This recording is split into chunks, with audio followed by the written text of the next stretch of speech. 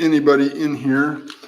I don't have enough equipment to set up singing, but we can sing a cappella something if somebody wants. Lynn and Gary are here. Welcome, Lynn and Gary. Can you hear me okay? But please let me know before we get into the Bible study how the sound is on your end. All right. Anybody want to sing a song? Pick one out. We'll sing it.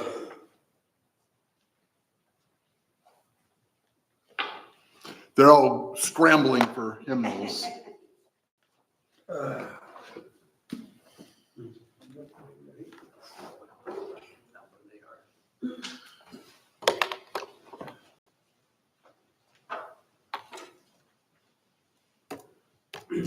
591. 591. 591. That's where it opened to. All right. Oh, I got 591. God opened it to 591 just by a random. Yeah, I just went like this, open it, there it is. Have thine own way, Lord. It's a good one for tonight. It looks like it's an E flat.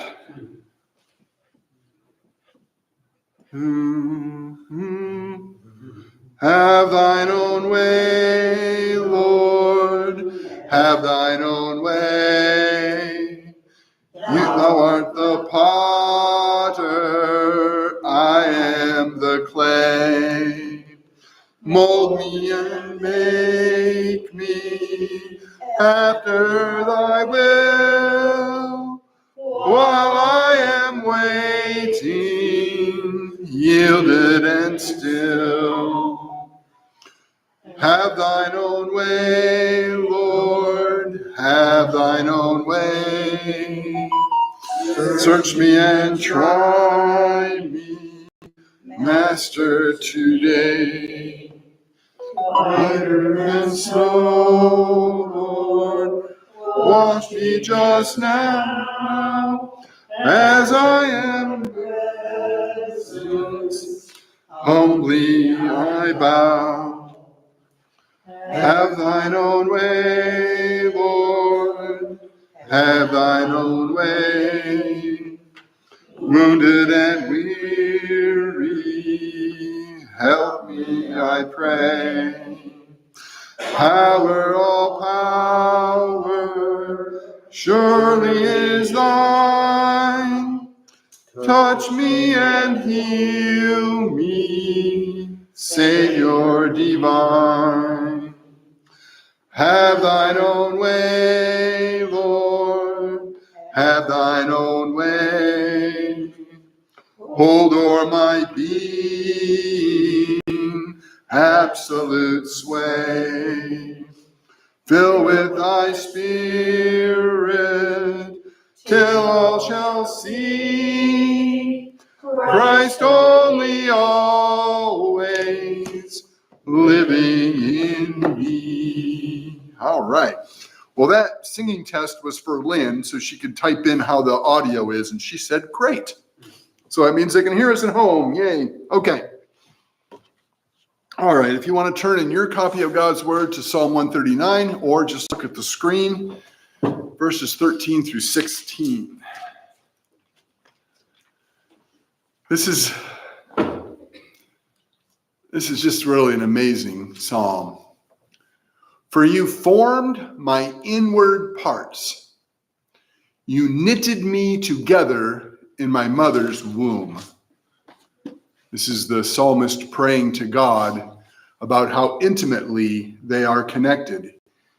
You can't get away from God. He knows everything about you. He's everywhere present. You can't run away from him.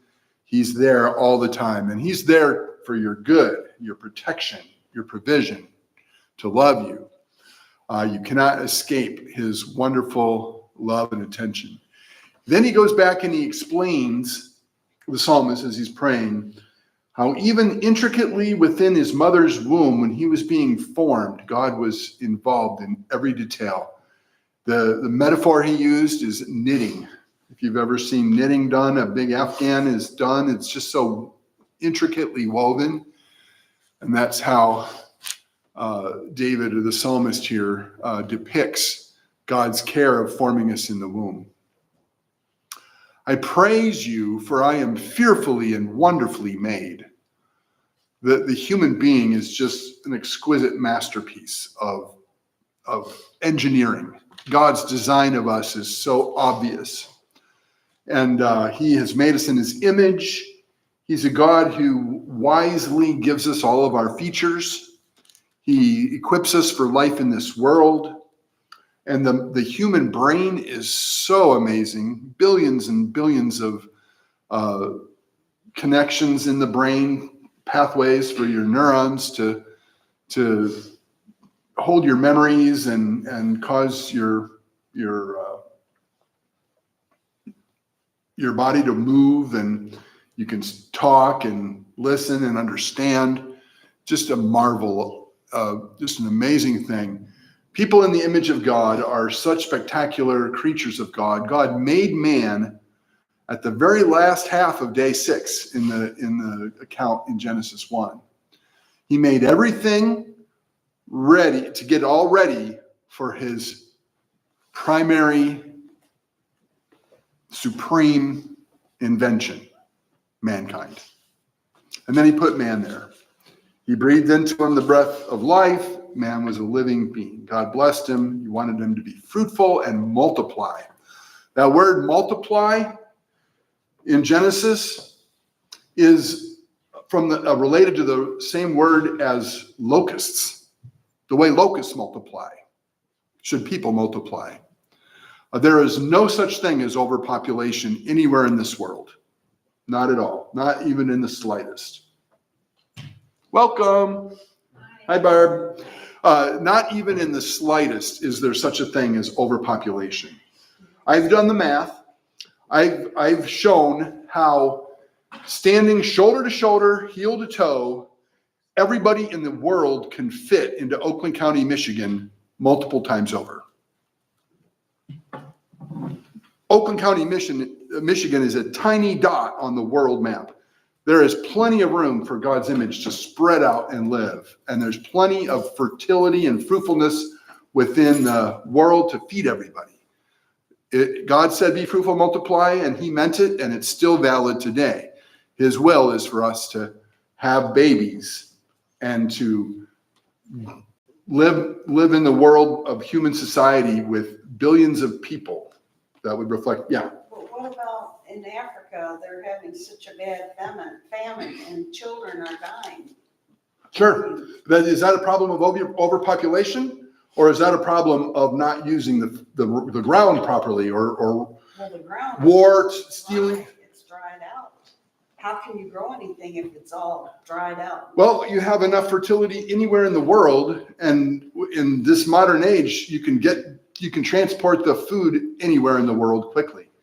It's just people aren't sharing. That's the problem. America is sending billions of aid to them. Sure. And places where they grow wheat, tanker ships full of it, and they go all over the world. It's not a problem of that. God still wants people to multiply richly, abundantly. I praise you, for I am fearfully and wonderfully made.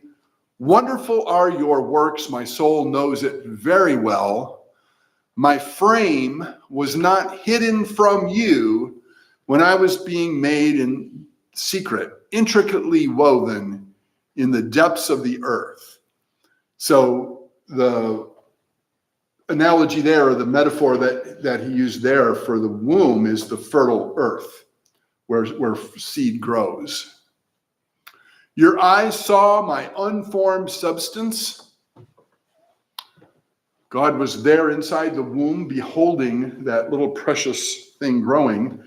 I saw a thing on the Christian TV show, I believe it was the 700 Club, and it showed that scientists found a spark of life when the sperm reaches the egg and it starts a new human being. There's an actual flash of light that takes place in there. Your eyes saw my unformed substance in your book, God's plan from beginning to end, were written, every one of them, all the days that were formed for me, when as yet there was none of them. So in other words, our lives have a plan.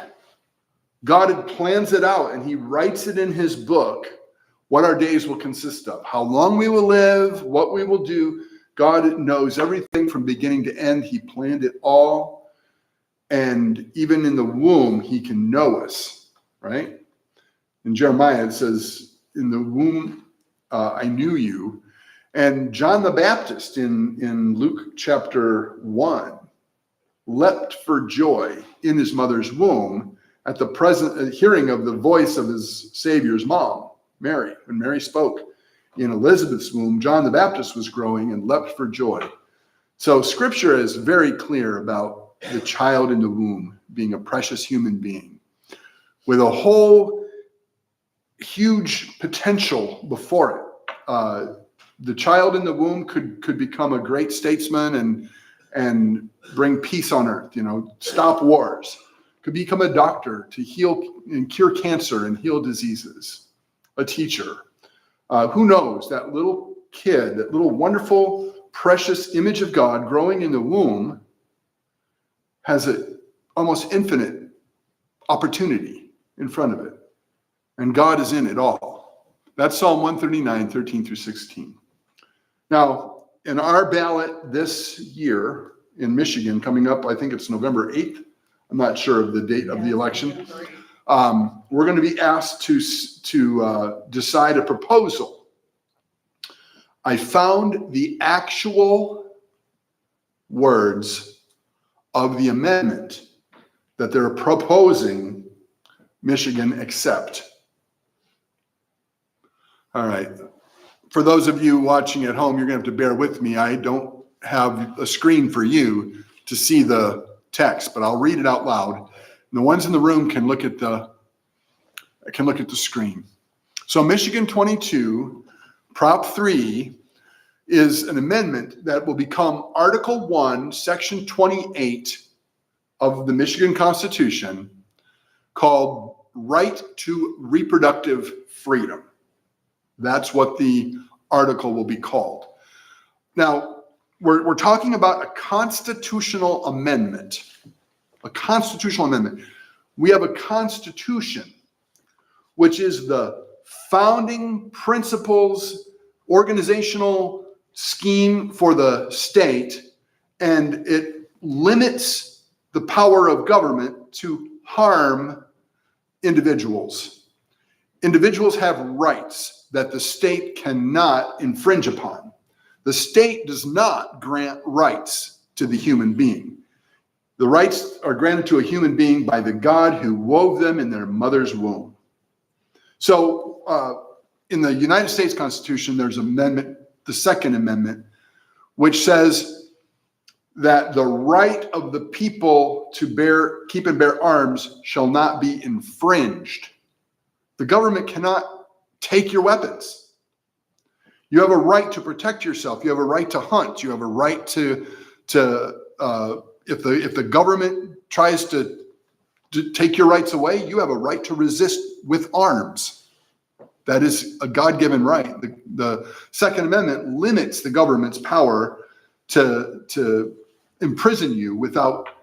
Now, of course, there's regulations that are, if the militia is well regulated, and then that's necessary for a free state. Also, there are things like compelling interests of the state to keep guns out of certain hands, people that are mentally unstable, people who have committed violent crimes, those kinds of things. So the God-given right to keep and bear arms is for law-abiding people to protect themselves if they're in the right mind. That can't be taken away. The Constitution protects it. Now, in Michigan, this Article 1, Section 28, I guess it's the 28th Amendment to the Michigan Constitution, is called the right to reproductive freedom. What does that mean? Does that mean God gave a right two people called reproductive freedom. Obviously, we have a right to life, liberty, pursuit of happiness. These things are self-evident, right? They were endowed by our Creator with certain unalienable rights. Is one of the rights reproductive freedom? What is reproductive freedom? Here's the text. Every individual has a fundamental right to reproductive freedom. You know, we love the word freedom. We're Americans. Freedom is the organizing principle of our entire country. Freedom of speech, freedom of religion, right? These are freedoms to pursue happiness, freedoms that we prize and we value and we love. And so anytime you hear of freedom, the tendency is to want to say, yes, more freedom is better than less freedom. We don't want to be oppressed. Reproductive freedom. I mean, just understanding the word to produce. People should be free, right? People should be free to produce. There should be no effort of the state to come in and force sterilize people, right? Or give forced abortions. They're free to reproduce. Abortion is not reproduction. Abortion is, by definition, destruction. So is there a fundamental right to destroy? Your right to swing your fist ends at my nose. You don't have the right to impact my nose with the swinging of your fist. But you're free to swing your fist all you want. Just don't hit my nose, right? So we need to decide if there really is a right to abortion.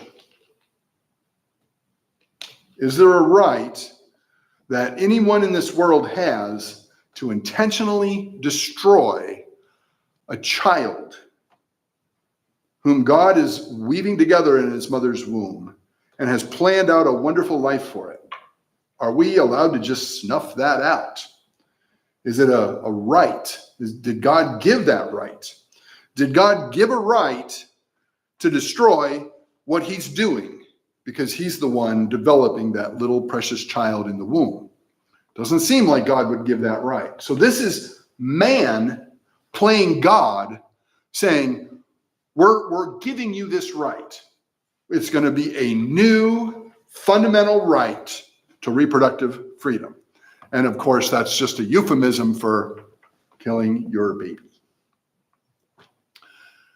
Okay, so reproductive freedom entails the right to make and effectuate, there's a lot of lawyerese in this language, by the way, to make and effectuate decisions about all matters relating to pregnancy, including but not limited to parental care, okay?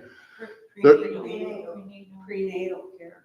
Oh, I read that wrong, didn't I? Prenatal care, okay. So let's think about this again, and thank you for correcting my misspeaking there. Okay, prenatal care. Is that a good thing? Yeah. I had it. Okay, that means that You take care of yourself when you're pregnant. yeah, and perhaps you need doctors to tell you, you got to take a couple weeks off of work because you're too much blood pressure or something. Prenatal care, when the baby is within the womb. That's a right? Or that's anybody that wants that. Nobody is being denied that, and it's a good thing. So there's good things in this proposal, in this amendment. Prenatal care, yeah. Childbirth, sure. Childbirth is a good thing. Postpartum care, after pregnancy, the mom might need care. That's not reproduction. That's not reproduction, of course. That's after the reproduction has been accomplished. Then there's a medical need to help the mom come out of depression or whatever it is, postpartum care. Contraception. Do people have a freedom should they have a freedom to use contraception? There are some religious people that say no, they severely limit it, but there's nothing anywhere infringing upon a woman's right to get contraception or a man's right to get contraception or sterilization. Now, here comes the word abortion. And you see the word abortion is connected with Care. abortion care. Well, you like caring, don't you? It's caring for someone with abortion.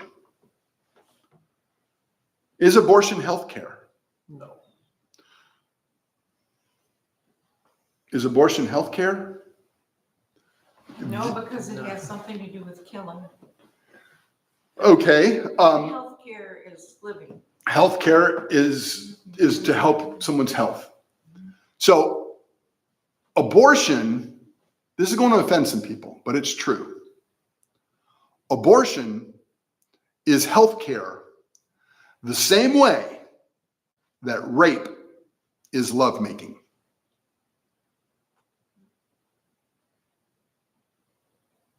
Abortion is healthcare in the same way that rape is lovemaking.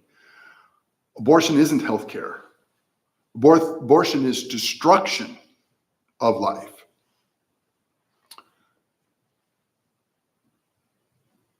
And infertility care. Now that's something that people should be free to go to their doctor and see, hey, we're not getting pregnant.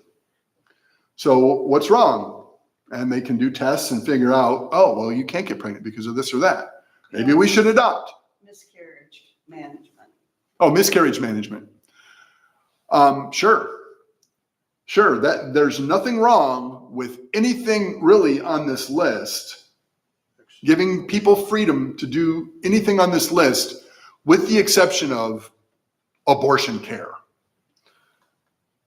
So you see what they did is they call it freedom, and they put a lot of things that really aren't under attack and aren't being limited into this bill. So people will say, yeah, we got to protect people to be able to get their contraception and sterilizations and take care of them after their miscarriage and prenatal care and postpartum care, all that stuff. We got to protect that. So vote yes. The problem is the Trojan horse is full of something very deadly and wrong. And the only reason this is even on the ballot is the one thing that's bad in this list, and that is murdering a child. Yes. I think a lot of them are thinking, the women are thinking of themselves. They're not thinking of the baby. Because I saw it on Facebook Sure. and they wrote, you can do whatever you want to your body. It's your body, but not with that body that's in your body. Yeah. That's that baby. Yeah. That's a very good point, Lula. We have a right to do with our bodies what we choose to do. However, God has designed biology such that it's the female who gets pregnant. And once the female gets pregnant, now the male had a role in that, of course. The female is the one that's got to carry the baby for 9 months. And it can be a major inconvenience. It can be a health risk. It can be in a rare situation like an ectopic pregnancy. It could be deadly for both mom and baby, in which case the abortion is not really an abortion. It is healthcare in that case. But there's very rare cases that would fall under that. Not many at all. So I'm a little nervous about this amendment. It makes it sound like people are oppressing women, mandating them to stay pregnant. Well, God is the one who created us and told us to be fruitful and multiply. And we should consider reproduction a good thing. It's in line with God's plan. Reproduction means reproducing ourselves through the biological process of sex and marriage and having babies and raising those babies so they become adults and find a spouse and marry and so forth. That's just the way God designed the world. It's an unfortunate reality for people who are distressed by their pregnancy, but it is a reality nonetheless. Well, what about rape and incest? What about if the child's going to be born handicapped? These things always get thrown up as reasons why we should allow abortion. This bill would allow abortion in any and every instance throughout the entire pregnancy. I'll show you that in a little bit. So let's say rape causes a pregnancy, which on rare occasions it does. Rape is a bad thing. It was a sin against another person, an attack on another person that left a lasting, permanent impact on that person. It is a terrible injustice. It should be punished severely. The victim, who is a woman, should be supported and cared for through this ordeal.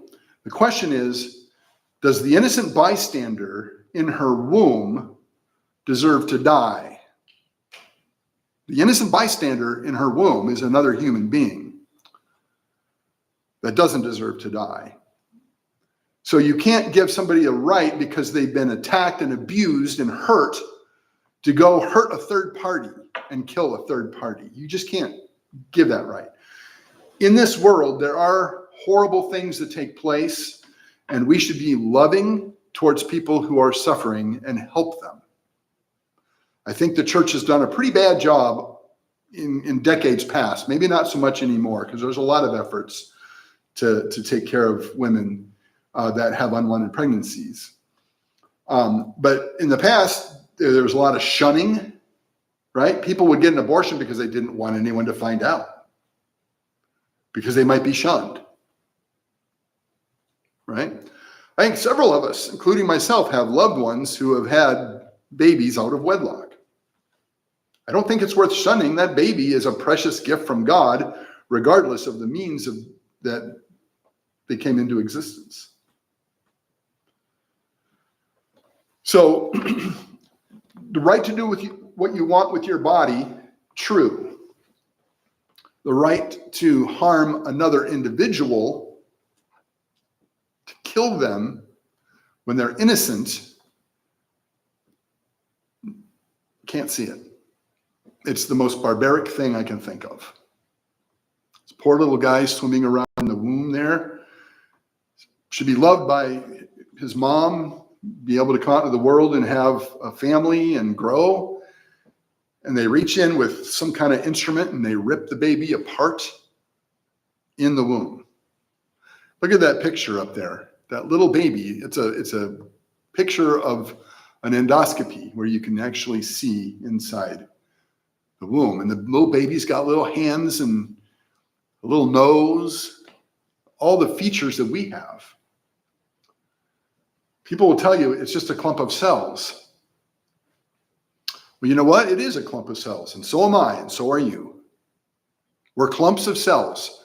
That's exactly what we're made up of, cells. We have millions and billions of cells in our body that make us. Our physical being is a clump of cells. Is there organization in an adult human clump of cells that's fully functional? It's exquisite, fearfully and wonderfully made. That same level of complexity and organization is already at work in this little clump of cells that hasn't been born yet. Even from the moment of conception, that is a unique individual who will never be repeated. The chromosomes of the mom and the chromosomes of the dad merge into a unique and special and precious individual who has a great, wonderful potential to live their life and be a blessing in the world.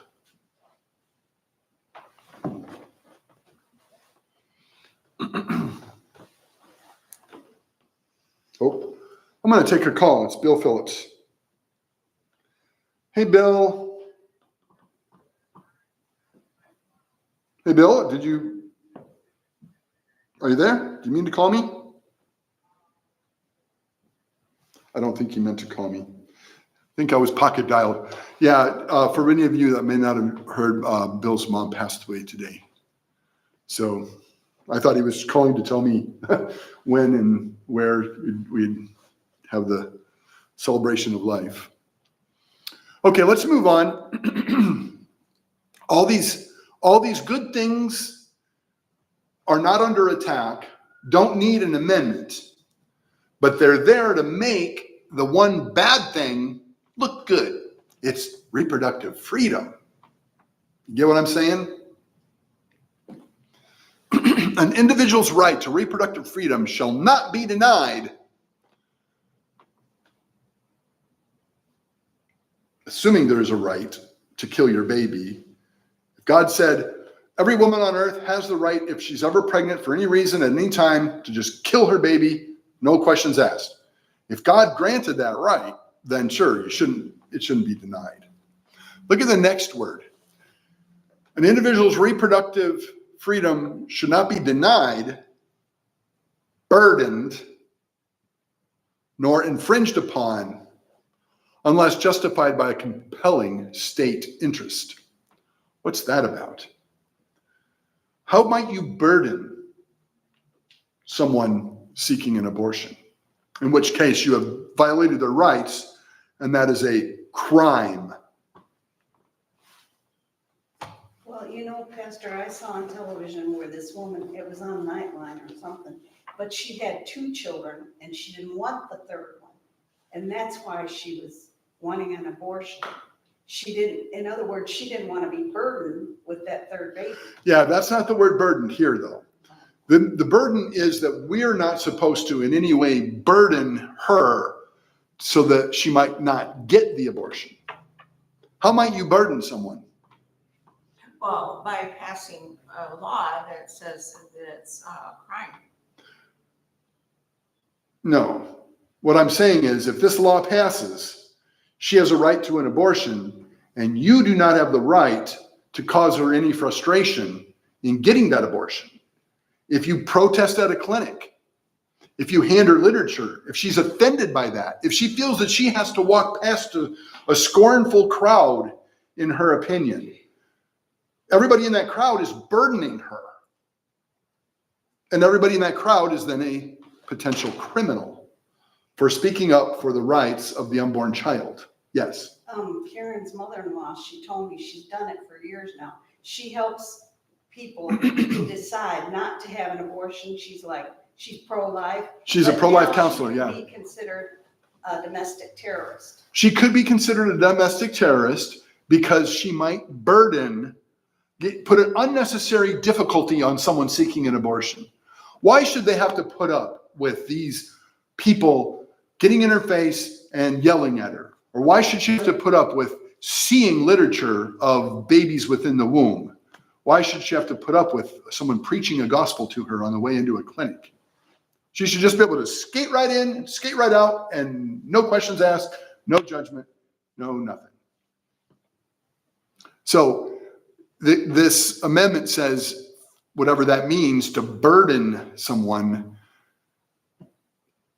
can't infringe upon her rights, nor infringe upon unless justified by compelling state interest. What might that be?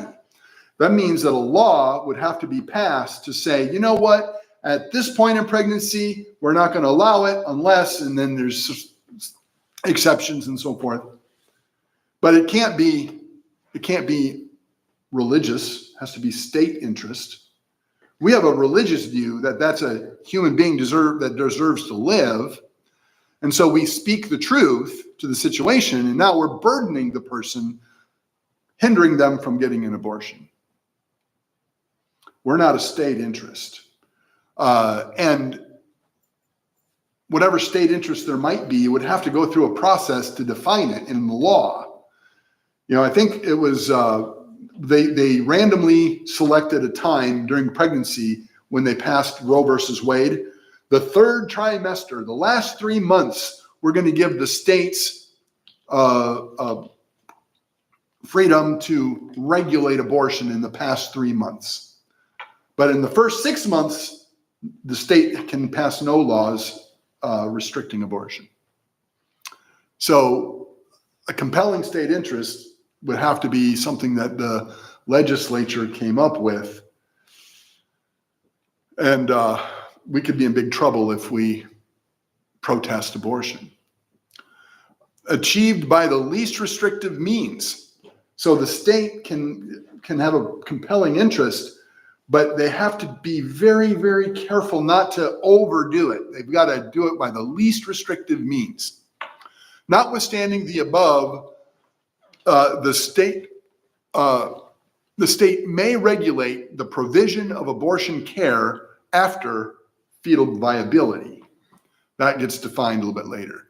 Provided that in no circumstance shall the state prohibit an abortion that in the professional judgment of an attending healthcare professional, which might be someone that's not really qualified to be a healthcare professional on that level, maybe a doctor that doesn't have hospital rights nearby, and he might cause her to bleed and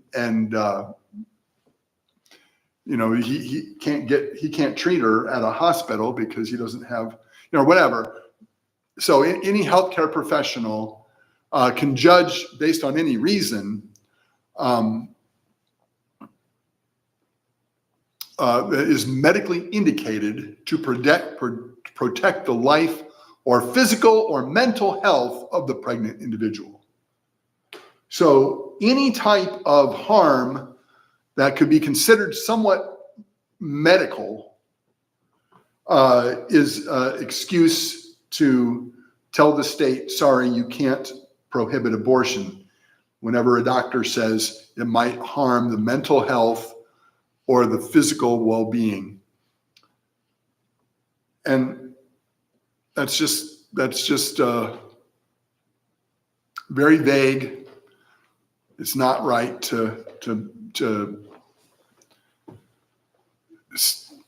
it's not right to ever advocate to kill the innocent child. The only way you could ever justify it is like in something similar to an ectopic pregnancy, which will kill the mother and the child. And that might then need some kind of intervention medically.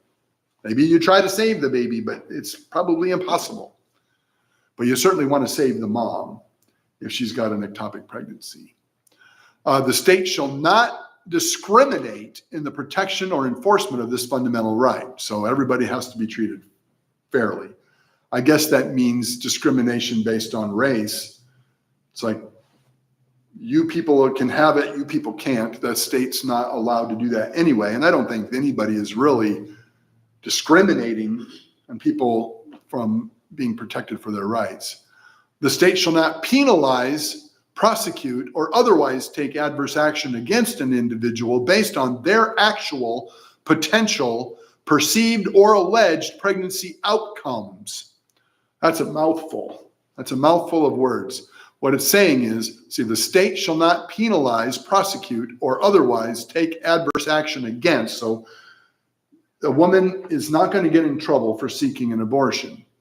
I don't think that's really happening anyway. Nobody that's pro-life is saying, throw those women in jail. Nobody's doing that. That's just not really a thing at all. The women are the victims of the abortion industry, which is multi-billion-dollar moneymaker. Okay, and the women, they treat them as cash cows. Prosecute or otherwise take adverse action against an individual based on their actual, are they actually pregnant, potential, perceived, or alleged pregnancy outcomes. So if you're pregnant and you might feel like your child's going to be deformed, have birth defects, and abort the child that way. I don't think that's a thing. I don't think people are doing that to women. They're just not. Someone said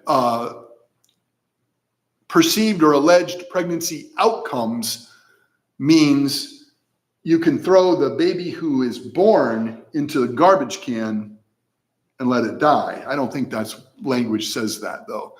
I mean, I've heard people explain it that way.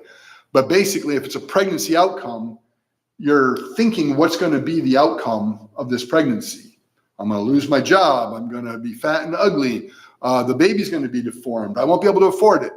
All those reasons are given to the women to decide what to do. But once the baby's born, it's no longer a pregnancy.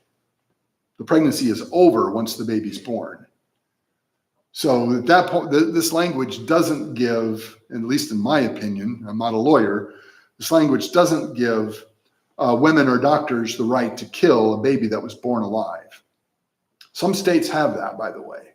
If a baby that the woman is trying to abort comes out alive, you can let it die.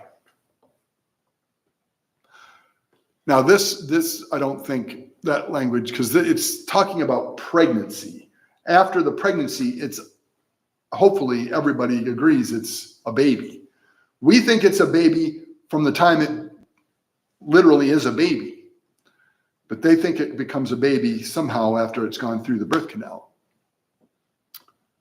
Including, but not limited to, miscarriage, stillbirth, or abortion. Nor shall the state penalize, prosecute, or otherwise take adverse action against someone for aiding or assisting a pregnant individual. You drive a woman to an abortion clinic and nobody is saying you go to jail for that. Pro-life position is just simply, this is a human being who deserves to live.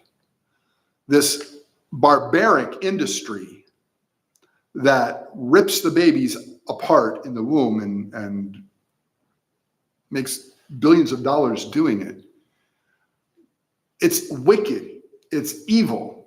Even that, and very rarely are abortion doctors ever prosecuted.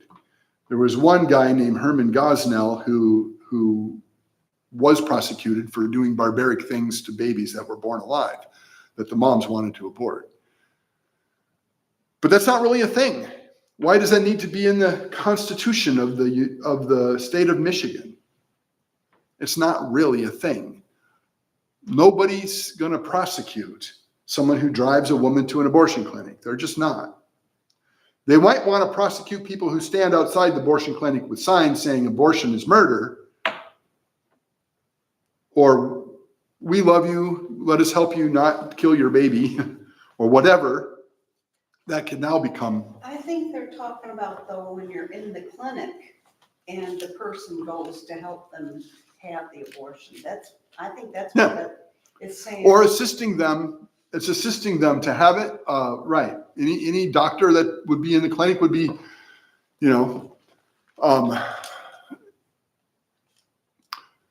okay, let's go back. Or otherwise take adverse action against someone for aiding or assisting a pregnant individual in exercising their rights to reproductive freedom with their voluntary consent. So if the woman wants help getting to the clinic or help from the doctor to abort the baby, that's up to her. For the purpose of this section, section 4, there's a couple bullet points here.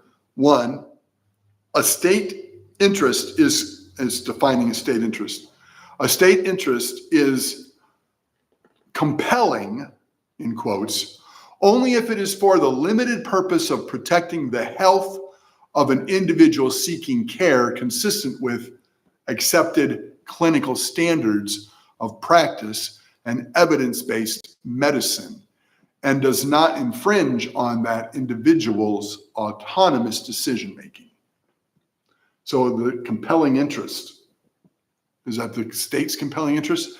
Fetal viability means the point in pregnancy when in the professional judgment of an attending healthcare professional and based on the particular facts of the case, there is a significant likelihood of the fetus sustain survival outside the uterus without the application of extraordinary medical measures. So let's read that again. Fetal viability. So they're saying that the state, if it has a compelling interest that doesn't infringe on the woman's autonomy, can regulate abortion after fetal viability.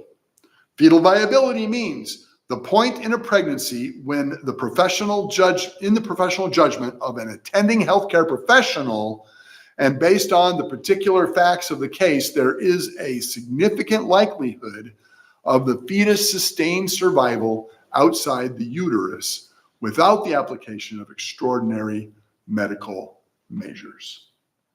So a doctor would have to say this baby could survive on its own. Or you'd have to say this baby couldn't survive on its own. Well, if a baby comes out after 6 weeks of pregnancy, it cannot survive on its own. But if it comes out after 20 weeks of pregnancy, a lot of them can. I have a friend who just had 2 twins at 20 weeks. I think it was 20 weeks. What does that mean? This section shall be self-executing. What does that mean? Section 5, that means if some portion of this amendment is decided it has to be struck down, it doesn't strike down the whole thing, just that language. Right? Right. So that's basically what it means. It shall. It's hard to understand. Any provision of this section held invalid shall be severable from the remaining portions of this section. So if someone says, wait, this portion here is invalid, it doesn't wipe out the whole amendment. It just wipes out that portion of it. They separate that portion and say, okay, that portion is out, but the rest of it stays. That's what that means. People aren't going to read all that. All they're going to read is freedom. Freedom. Yep. They're not going to read all that. That's why I'm doing this tonight. I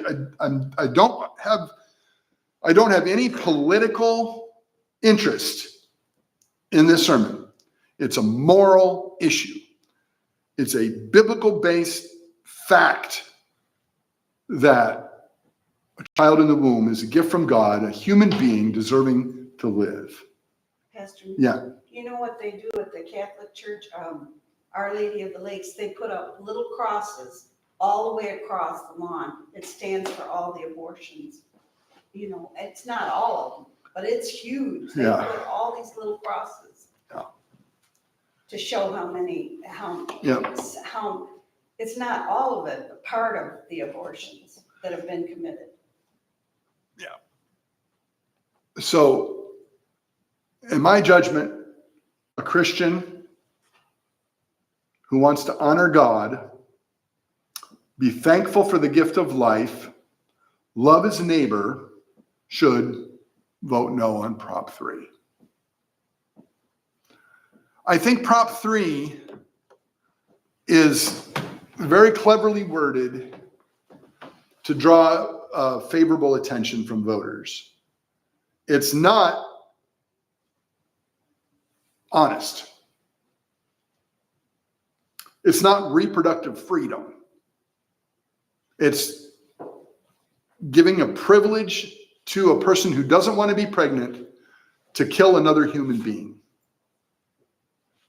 Yeah. I get confused because contraception would be good if somebody wants to, have sex, but they don't want to have a child. Wouldn't it be better for them to have the contraception so they wouldn't have an abortion because then the child wouldn't come about, and then it was in that phrase together. That's why I got confused. Yeah, the contraception issue, in my judgment, a couple should have freedom to be good stewards of their child creating, right?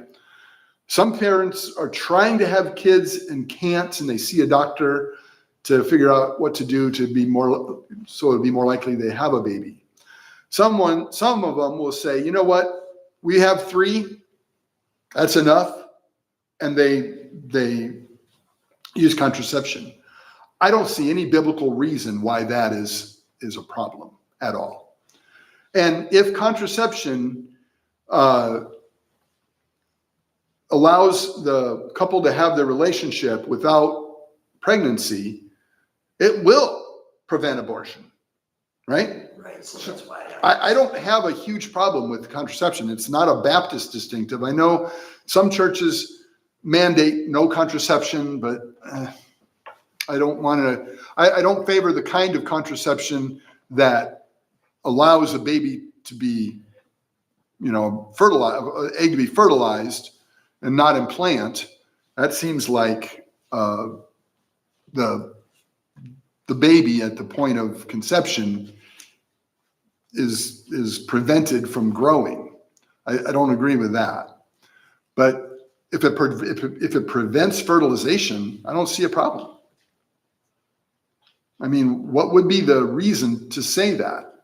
So that's why I get confused, because it's in that, I don't know where you at. But Yeah, it is back. so it's confusing because I would say, yes, it might be a good thing to be able to sell something in case somebody doesn't want to get pregnant, so it doesn't lead to that, but then I don't agree to abortion.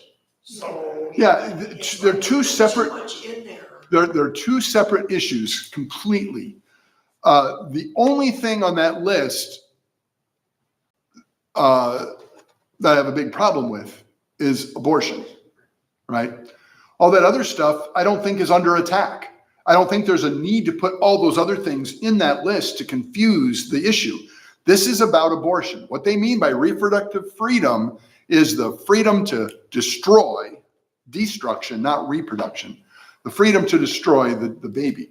I think if Yeah, it's confusing me, because like you said, the other ones aren't the issue, but when you read it all, I'm like, okay, I'm for conception, but I'm not for abortion, but that's where it gets to people. Because. Yeah. The only thing this whole amendment is about is abortion. All that other stuff is bait. It's just saying, well, I'm in favor of that. The only thing I don't like on this list of all these wonderful things is abortion. I guess I can do one bad thing in order to have all these good things. But the good things aren't really under attack. There's really no need to make any kind of effort to protect people to have those good things. The only thing that they're concerned about is the abortion. And I think we need to be very kind and understanding and forgiving towards people who've had abortions. I think there's a horrible amount of deception going on in this world that has made it seem like a good thing to do. Hey, you take charge of your life. You can't have a baby now because you're starting your career or whatever the reason might be. And we're all in favor of that. So abortion has been sold as a good thing. But it's not. It's killing a human being. That's the only issue that matters. If it wasn't a human baby in there, whatever, I don't care. But the fact that it's a human baby means it deserves to live. This is the one legitimate civil rights issue going today, right? Slavery was a huge civil rights issue back at the time of slavery. Jim Crow laws that came out of that horrible issue of civil rights. Now is a bunch of pretenders saying, oh, we're being denied our rights. The one class of people being denied their rights are unborn children. That's it. This is a civil rights issue, and everybody with any kind of a concern for people, innocent people, should be very bothered by the fact that this huge number, about 1.5 million a year in America alone, are being murdered. Yes. I had a friend years ago, she was a police officer in Detroit, but she got out of it because she said she was getting too hard. But she got pregnant, but I think she got pregnant I think he was married, but she had an abortion. But she told me, because I told her, I said, I don't believe in abortion, because I was telling her about my daughter. And she said, well, it bothered her. And a lot of women that have it, it bothers them. I wish they would say that. I wish they would require that kind of counseling before a woman makes the choice. Because a lot of women regret it. They regret later on. Yeah, they regret it, and it bothers them to no all end. their life. Yeah. And if you could be warned of that going into the clinic by the clinic itself, see, they just want you to get on that table so that they can get money for you. That's what their goal is. But if they would have to give, okay, here's the decision you're making. And these are the women that would give you testimony that they've had it and they regret it. You know, listen to this, that kind of thing. And here's a picture of your baby. You could do an ultrasound or something, and this is your little human baby that you're wanting to destroy. I think if they sold it that way, they'd go out of business, honestly. Yeah, because my mom's friend, but this was back in the 50s. Well, when we came up here, she told my mom she had 4. But I think the reason they're putting this on here, they said a lot of these women are saying we don't want to go back to before the Roe versus Wade where they were using hangers. Because some women are Sure. going to do it. But you know what? regardless. They're adults. They're adults. They're making a choice as adults. I don't want this baby. I don't have a legal right to an abortion, so I'm going to go to a back alley butcher and do it. That's an adult decision. It kills the baby and it can harm the mom. Yeah. The better thing to do is just say, you make your choice. If you're going to get pregnant and you have a responsibility, then that if that pregnancy, or if you get pregnant, a responsibility to protect that child's life until it's born. I don't think that just pushes women out there and forces them to be pregnant. They made a choice to get pregnant. And if they didn't, then they were attacked by a thug who deserves to be in prison. And then we should help those people too. We should help all the women. Shouldn't look down on any of them. There's such a deception going on. It's mind-boggling how this can be seen as a good thing. It's just mind-boggling. But there are women that see it as a good thing. And I just don't think that prosecuting them, scolding them is the right way to go. I think the best way to go is to have crisis pregnancy centers that will give them support to make the pregnancy manageable, give them all the counseling and loving support that you can give them, take an interest in their life and help them see the child as a precious human being who could be someone great someday. All these kinds of things, I think, are a better approach to try and build a culture of life rather than a culture of death. But I just can't see people that are so deceived stumbling into this to make them criminals. That doesn't make sense. And I don't think anybody's even thinking that. But they're trying to make you think that that's a danger if you don't vote yes on Prop 3. Pastor. Yeah. My brother, the way God led his life, they adopted a little girl. The mother felt like she couldn't take care of the child. And they found the mother later, years later, they found her. My brother named his daughter Melissa. The mother missed that girl, Wow. had another baby, and named her Melissa. Oh, wow. That's so cool. It's a God thing. It's beautiful when that happens. Yeah. And I don't remember the number off the top of my head, but it's basically for every unwanted pregnancy, there's like 30 couples who would be delighted to adopt that child. They couldn't have it. They had a whole bunch of foster children. Yes. I was not wanting another baby. I had 3.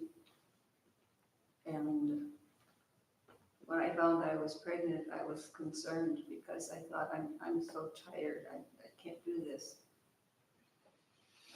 So the next night, my husband came home from work and he said, I've made an appointment with the doctor and you're going to have an abortion. Whoa. And I said, I don't know. And he said, well, where you can go. He said, just made the appointment and you can go. And I thought about it and I thought, I can't do it. And I knew, but my idea was I knew God didn't want it. Yeah. I think there's something very, very special about a mom and a child, right? Even when the child's in the womb, they start loving on it and talking about it. And the bond is strong. It survives birth. It survives 40 years of adult living, you know, and there's still that bond. And there's something very special about it. And I think if women were encouraged to see how wonderful they are as moms, to love on that child, it might help. Because I mean, I know some people who have contemplated abortion and thought, you know what, this is a child, and they've had their baby and they don't regret it. I also know a few that have had abortions and do regret it. You know, maybe some don't regret it. And I'm a man, what do I know anyway? Well, the only thing I can say is I don't care about any of this issue except one thing. You don't kill human beings, even if they're a problem, even if they're a nuisance, even if they're an inconvenience. Under no circumstances should anyone just go and brutally kill a human being. I think it's a satanic ploy that's going on with the abortion industry, because they've made something so good seem so bad and something so bad seem so good, right? Killing a baby shouldn't be considered good. And caring for a baby and wanting to see a baby born shouldn't be thought of as bad. There's, I didn't look deeply into the case, but I heard about it. 7 abortion protesters were arrested as terrorists for protesting, limiting access to a clinic or something like that. I'm not sure. I didn't look at all the specifics of it, but it just seems to me, if they were there to try and save lives, why is it such a bad thing that you would prosecute them and throw them in jail? Woe to the people who call evil good and good evil. Yes. You know, Pastor, when I got pregnant, I mean, I was happy, but then her dad wasn't going to stay with me, so he had moved my stuff over to an apartment building where we were supposed to be together, but he went with the other woman. But I said she would have been my sister-in-law, and I just said it off the top of my head. I said, well, if I'd known he wasn't going to stay with me, I could have had an abortion, but I didn't mean it. I would never do that. My mother would have never let me do it, and I didn't really want to. And she goes, no, don't do that. Give the baby to me. So when Karen was born, they came to my house and they told my mom, they said, we've come for the baby. My mom said over my dead body. It all turned out good. Yeah. Oh, I'm boy. glad. I mean, I always wanted her. Yeah. We have 2 new babies. They were born a month apart, and they're cousins. They're JC's great nieces. Oh, wow. And their grandpa, Al, his older brother, he died while they were having the baby shower for the first baby. So he never got to see his 2 little granddaughters. But he was saved, and JC talked to him. Yeah. Wanted to make sure he was saved. Yeah. Now, as disgusted as I am with the amendment that's being pushed in Proposal 3, I also want to communicate that I just have a real strong sense of wanting to be a blessing to people that were considering that. You know, I think we should donate to the crisis pregnancy centers, and we should do what we can to be a blessing. Don't be condemning. I mean, we're all sinners. You know, you can take your scripture with you. You don't have to memorize anything to work the phone part. You know, you can just have your scripture with you, you know, so that you know what to say to the person that calls in. Sure. You can be And- on the phone. And I'm sure people will think I'm such a hater. And I'm not. I really want to be a blessing in this situation. And I am terribly upset with Prop 3's amendment. Now that I've seen the language, I just find it so horrific. And if Michigan does it, I'd be heartbroken. Well, they've got people on television saying no to it. They show women talking and they're saying no. And they had a couple talking together and they said, what laws are they talking about? And the guy goes, I don't know. You know, if they're letting on, like, it's confusing. So they're telling people. We just have to pray there's enough people talking. Well, they're trying to confuse. Yeah. Yeah, they're trying. Yeah, I'm going to vote. No, but I mean, they're saying no. But I'm glad. I've seen it on TV. You could actually, if you're disgusted with all the voting process, but you really want to stop Prop 3, you can show up, get your ballot, say no on Prop 3, and turn the ballot in. You don't have to vote. Yeah, when I did the president, that's all I did. The first time I Sure. voted, I just was. That's your right as an American. Well, I thought if you didn't do the complete thing, that they would throw the You ballot. voted against Prop 3. That's a vote. They'll It count it. doesn't matter if you vote on one thing. I thought you had to complete the whole thing. No, I didn't. No, I You don't can know. invalidate your ballot if you vote for 2 and there's only one option. And so be careful. Just fill it out properly. But if you don't want to vote for this one or that one for whatever race, but you really don't want Prop 3, you can say no to Prop 3. I would also say no to Prop 2, by the way. But I thought that, well, they said on television that they're saying you have to show your driver's license when you vote. And we always no, say- you can just sign an affidavit and say, oh, I am who I say I am. I think for voter fairness, you should have a residence. It should be recorded at the voter office.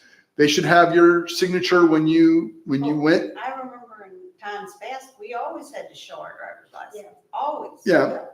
Yeah, and I think you should have to show your ID. Well, that's what proposal 2, they. But if said- you don't, I think if you don't have a residence and you're voting, does that mean you go to this precinct or that precinct or maybe both?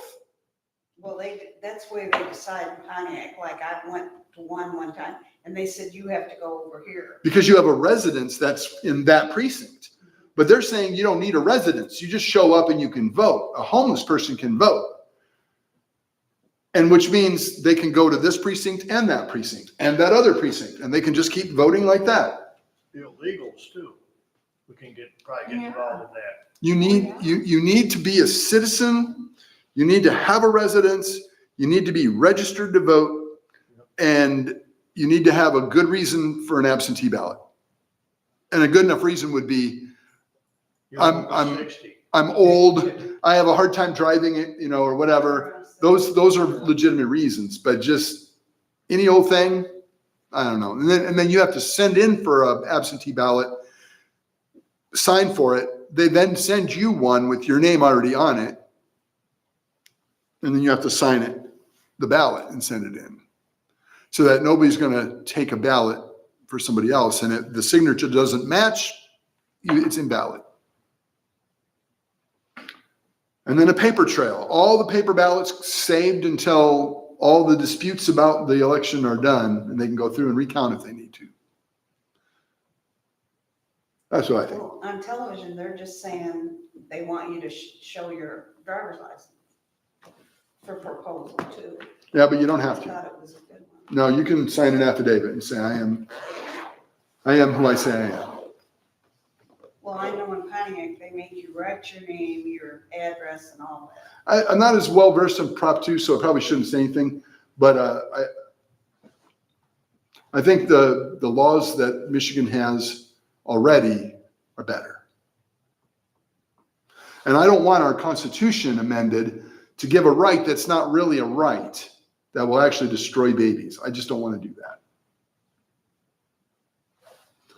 Okay, we are ready to close. Let's pray. Father, Lord, I pray that you will help us to have compassion towards anyone struggling with a pregnancy they don't want, not to look down on them, not to give them any kind of discomfort that would make them want to have an abortion.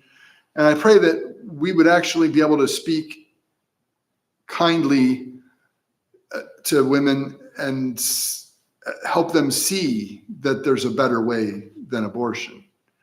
I pray that Prop 3 is defeated. And Lord, I just pray for your hand on our state. And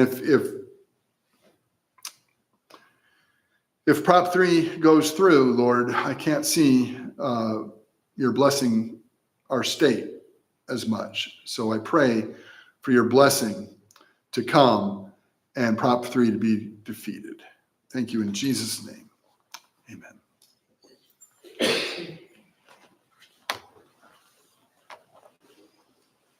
Pray for me that the Lord will give me